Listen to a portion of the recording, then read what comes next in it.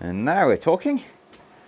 The day after the load test, we actually have some sunlight, and the batteries have been charging pretty much all day. 72 amps going into the batteries. I've turned off the heat pump, I've turned off pretty much all the loads in the house, so we are just shoving as much current into the batteries as we can. And of course, the Morningstar controller is also helping. So I was looking around with a thermal camera since they've been operating for many hours now, as opposed to just half an hour when we did the load test, and I noticed something very, very concerning. Look at that. That is the isolation switch for the Morningstar solar panel, and it's running bloody hot on one of the terminals. We have like over 40 degrees there. That is not what I expected, because this is not a high current application at all. If we take the Kyoritsu,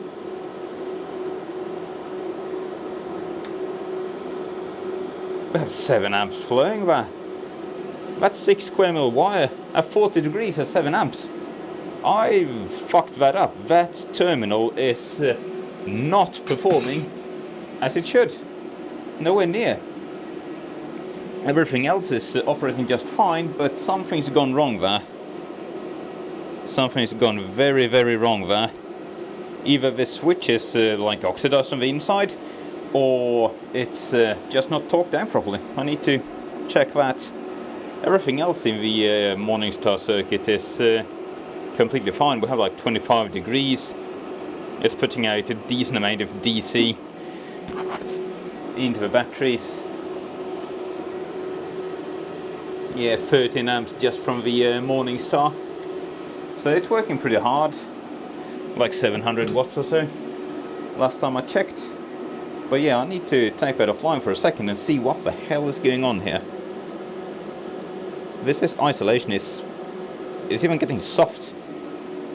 Man, let's just... So this is hot at about 100 volts DC. I'm not too scared, but this is an isolated driver. That's definitely torqued down. I wonder what I've screwed up there. Maybe I've pinched on the isolation or something. So the way this switch is wired up is we have the solar panel positive coming in here, going through this switch, jumps over to the middle terminal, and then goes through that and out there. So on the positive side we have 2 terminals in series, and then the negative side of the solar panel comes in here, I think, goes through one switch and then out. So we have essentially 3 poles in series, 1 on the negative and 2 on the positive. So we can measure the voltage drop across. So there we have 14 millivolts, there we have 7, and on the negative side 10.6. So we definitely have an issue here. And if we measure from there to there, we have 5 millivolts of drop, all the way over there 18. So yeah, there's definitely a problem, because 4.85 millivolts of drop just across this 6 square mil cable there, that's not very good. And we can measure from the screw terminal also to the actual contact of the breaker. So now we're measuring copper to copper. 4.44 millivolts, just that should not be 4.44 millivolts. That is way, way, way too high. So I need to unbolt this and see if I can clean the contact surfaces up or something. Okay, just to be nice on the switch, I turn the charging off on the MSView software first. So the charge control is off, switch is off. Now we can take a look at that. Now there's still going to be like 100 volts DC across here, so we need to be a bit careful, but it shouldn't be too bad. Okay, that's my solar input on the input jumpers, and they go to grey and black, so this should be... There we go, there's our solar input.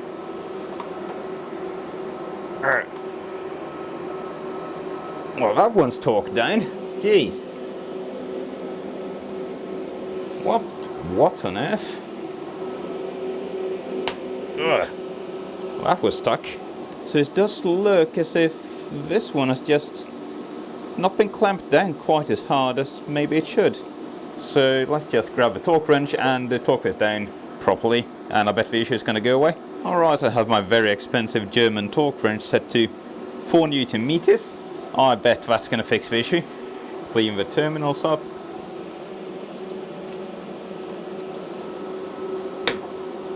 Four Newton meters.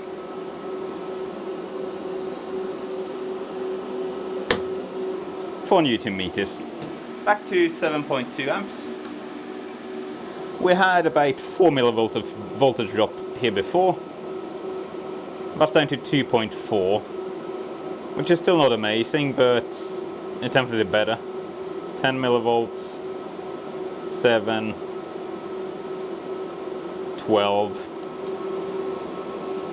Yeah, noted, I need to give this guy some love.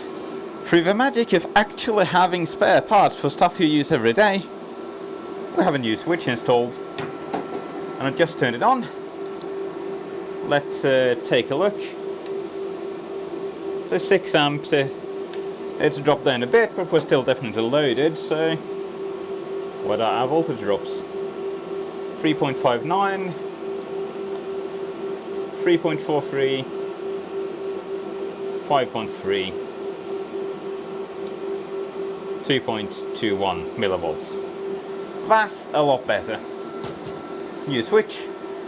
I'm betting these guys are from 1997. I bet this guy is just sort of slightly oxidized, and I just need to take it apart and clean the contact, and it's going to be good for another 30 years of service.